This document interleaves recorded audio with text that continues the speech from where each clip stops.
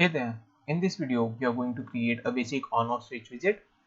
So for that, in Android Studio I've already created a scaffold. So in this scaffold we need to provide a body property, and in this we are going to create a switch that will be aligned in center.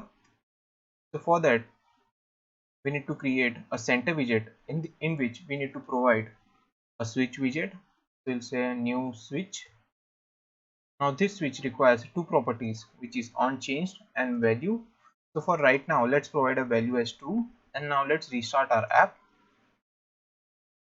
Now after the app has been restarted, we must be able to see switch, but the switch needs to be disabled because we are not performing any onChanged operation.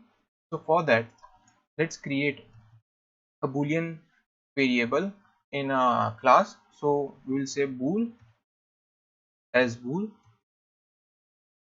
and let's for now define it as false.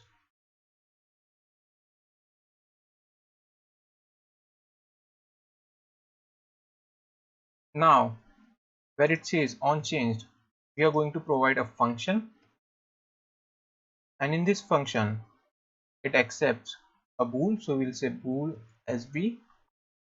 Now what we want is we want the value of sb to be reflected in sbool. So for that we'll provide a setState method, and in this we are going to create a function,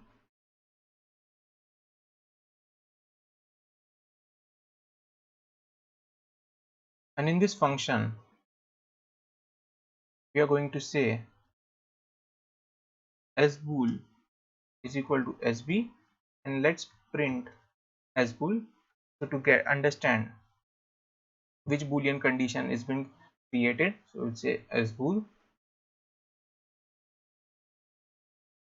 Now where it's in value, where it says 2, we need to provide our sbool. Now let's restart our app.